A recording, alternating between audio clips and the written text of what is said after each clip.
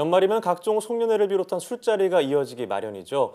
적당한 음주는 스트레스에 도움을 주지만 지나치면 숙취로 인해 생활 리듬이 깨지는데요. 네, 오늘 내 몸 보고서에서는 연말 술자리 건강하게 즐기는 법에 대해 알아보겠습니다. 한림대학교 한강성심병원 소화기내과 김정희 교수와 함께합니다. 어서 오세요. 네, 안녕하세요. 네, 요새 연말이라고 거의 매일 저녁에 약속인 분들 참 많을 것 같은데 네. 오세경 교도 바쁘죠 요새? 네, 저는 뉴스에 지장이 있을까 봐 평일에 원래 잘 안 하는 편인데 네. 요즘 모임이 많다 보니까 그러고 있습니다. 그죠. 자, 황보경 앵커는 요즘 어때요? 저도 진짜 매일매일이 약속이어서 정말 이러다 간이 상하는 거 아닐까 싶은데 조심하세요. 네, 적정한 음주 주기와 주량이 어느 정도 될까요? 네, 세계보건기구에서는 적정 음주량으로 남성의 경우 일주일에 28표준잔 이하, 여성은 14표준잔 이하를 적정 음주량으로 권고하고 있습니다. 네. 표준잔이란 내가 마신 술의 양과 알코올 도수에 함유된 순수 알코올 수치를 숫자로 환산한 것인데요. 보통 1표준잔은 알코올 10g이 포함된 술 한 잔을 의미합니다. 네. 흔히 즐겨 마시는 도수 19%의 소주로 환산해 보면 일주일에 남성은 5잔 이내, 여성은 2.5잔 이내가 적정 음주량이 되겠습니다. 예. 하지만 적정 알코올 섭취량과 관계없이 술을 마신 다음에 숙취로 인해 일상생활에 지장이 있으시다면 이는 자신의 적정 음주량을 벗어난 것입니다. 네. 술을 꼭 드셔야 된다면 매일 마시는 것보단 간 기능 회복을 위해 최소한 3일간의 간격을 두고 마시는 것이 좋겠습니다. 네, 일주일에 남성은 5잔, 여성은 2.5잔이라고 하는데 이걸 잘 지키는 분이 있을까라는 그러게요. 생각이 드는데요. 자, 그런데 술을 잘 마시면 뭐 약이 된다 이런 말이 있는데 적정 음주량을 지키면 건강에도 도움이 되는 건가요? 네, 이전의 경우에 남성은 하루 2잔, 여성은 하루 1잔이 음주와 관련된 암 예방 수칙이었는데요. 예. 하지만 최근 개정된 유럽판 암 예방 수칙에서는 어떤 종류의 술이든 마시지 않는 것이 암 예방에 좋다는 내용으로 바뀌었습니다.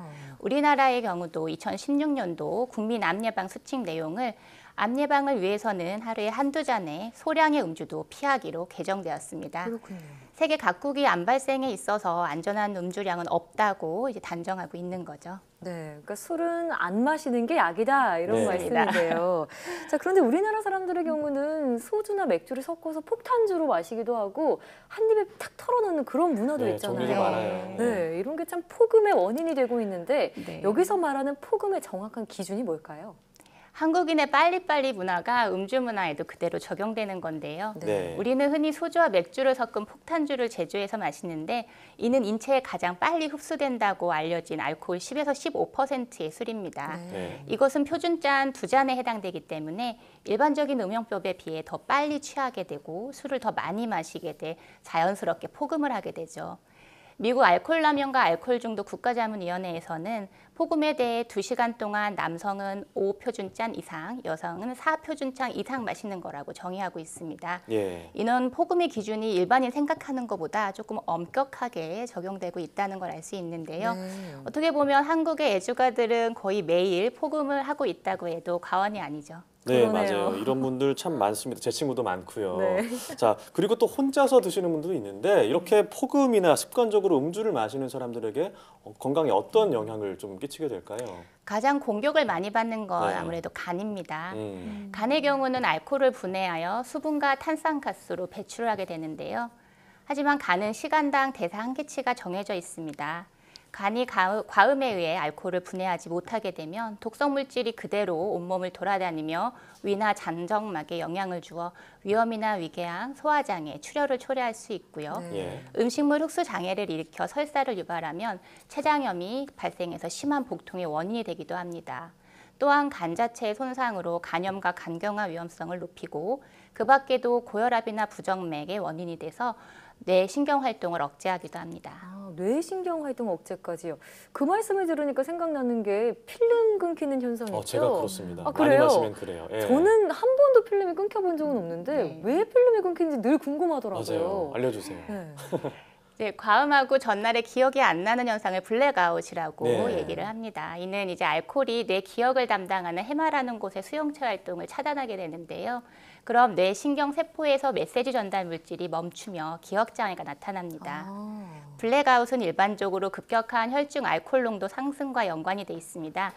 일반적으로 혈중 알코올 농도가 0.15% 정도부터 기억력 장애가 나타나는데요. 갑작스러운 알코올 증가로 뇌로 하여금 준비할 시간을 주지 않아 발생하는 현상입니다. 그렇군요. 그래서 알코올 흡수 속도가 빠른 공복일 때 특히 더 자주 발생합니다. 네. 블랙아웃이 자주 반복되다 보면 해마의 반복적인 이상 소견으로 인지기능 저하와 함께 알코올성 치매가 발생할 수 있습니다. 네, 얘기를 들어보니까 정말 조심해야겠다는 생각이 그러게요. 드는데요.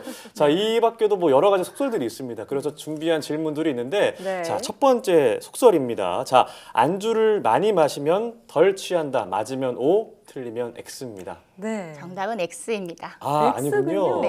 예. 안주가 알코올 흡수 속도를 좀 늦추기는 하지만 결국에는 모두 들어가거든요. 네. 흡수가 되고 간 손상이나 근본적인 숙취는 막지 못하는 게 현실입니다. 음주와 더불어 고열량 음식을 과하게 섭취하게 되면 오히려 지방간을 높아지게 되고요. 네. 결국 음주를 과하게 먹게 되면 음식을 과하게 먹어도 혹은 영양 상태가 불량해도 모두 문제를 유발할 수 있습니다. 네, 네, 그렇군요. 그럼 술 마실 때 안주를 최대한 그래도 단에 덜 부담이 되는, 위에 네. 덜 부담이 되는 그런 뭐 두부 같은 그런 음식으로 섭취를 하면 좋겠네요. 네. 자, 그리고 또 술 마실 때 물을 많이 마셔주면은 좀 괜찮다 이런 얘기는 들어봤거든요. 예. 이건 사실인가요? 네, 그거는 정답입니다. 네. 오군요. 네. 설명해 주시죠. 물을 넉넉히 마시게 되면 알코올이 물에 희석돼 덜 취할 뿐 아니라 위와 장 속 알코올 농도를 낮춰주게 됩니다. 네. 그러면 흡수가 느려져서 빠르게 취하는 것을 막을 수 있죠. 또한 네. 음주 뒤에 숙취의 원인 중 하나가 이제 탈수가 있는데요. 이를 예방하는 데에도 좋습니다. 그렇겠네요. 네. 그러면은 뭐 질문은 세 번째 질문이 되겠는데, 네. 자, 해장술을 마시는 분들이 있어요. 해장하면은 또 여러 가지 하지만 또 술 마시면서 푸는 아, 분들이 있는데 전 아닌 저는 것 도움이 안 될 것 같아요. 같거든요. 저도요. 도움이 되지 맞습니다. 않는 건가요? 예. 도움이 정답은? 되지 않습니다. 않는군요. 술을 술로 풀 수는 없죠. 예. 네. 해장술은 일시적으로 숙취가 좋아지는 느낌이 있는데 이거는 예. 알코올의 진정작용으로 중추신경과 위를 마비시켜서 생기는 아주 일시적인 증상입니다. 그렇기 때문에 이는 숙취로 몸이 안 좋아서 마약성 진통제를 먹는 행위와 같다고 볼 수도 있습니다. 네. 오히려 충분한 수분을 섭취하고 알코올로 인해 부족해지기 쉬운 비타민을 보충하는 것이 과일이나 채소 같은 걸로 보충하는 것이 현명한 방법입니다. 네. 네. 자, 그러면 마지막 질문입니다. 과음을 할 경우 토를 하면은 좀 괜찮아진다, 술이 좀 깬다 이런 분들 계시거든요. 네. 사실인가요? 맞으면 O, 아니요. 틀리면 X. 이건 아, 잘못된 X군요. 방법입니다. 아, X군요. 네.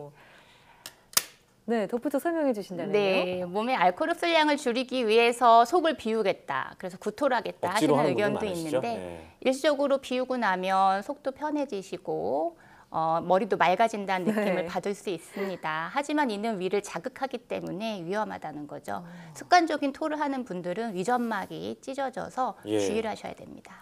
그렇군요. 자, 술을 많이 마시지 않고 거의 이제 안 마시는 게 가장 좋겠지만 어쩔 수 없이 먹어야 되는 상황들이 있잖아요. 좀 건강한 음주 문화 습관 뭐 이런 게 있다면 어떤 게 있을까요? 네, 몇 가지 들자면 첫 번째로 빈속에 마시지 않는 게 좋습니다. 네. 공복에 술을 마시게 되면 알코올이 위를 빨리 통과해 소장에서 흡수될 때까지 걸리는 시간이 줄어들어 혈중 알코올 농도가 급격히 상승합니다. 간단한 요기로 허기를 채우면 알코올의 흡수 속도가 50% 이하로 감소돼 천천히 취할 수 있습니다. 네. 또한 물과 함께 마시고 대화를 많이 하시는 게 좋은데요. 아까도 말씀드렸지만 술은 대화를 나누면서 천천히 마시고 중간중간 물을 마셔주는 것이 좋습니다. 네. 천천히 술을 마시게 되면 뇌세포로 가는 알코올 양이 적어져서 음주로 인한 뇌세포 파괴를 최소화할 수 있습니다. 자, 그리고 세 번째는요. 마지막으로는 흡연과 같이 하는 게 좋지는 않습니다. 네. 흡연이 알코올 분해를 방해하기 때문에 술자리에서는 삼가하는 것이 좋은데요. 담배를 피울 때 나오는 일산화탄소가 알코올 해독에 필요한 간의 산소 요구량을 줄여서 간의 부담을 높일 수 있고 네. 또한 알코올 흡수도 촉진하기 때문입니다. 네. 니코틴은 또한 알코올에 잘 용해되기 때문에 술을 마실 때까지 담배까지 피우게 되면 더 빨리 취하게 되죠.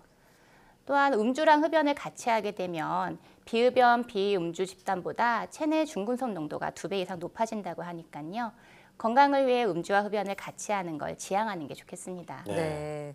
오늘 정말 음주에 대한 잘못된 속설과 함께 주의사항 등에 대해서도 알려주셨는데 네, 많이 알게 된 것 같아요. 네, 가장 좋은 건 술을 안 안 마시는 드세요. 거라는 거 잊지 마셔야겠습니다.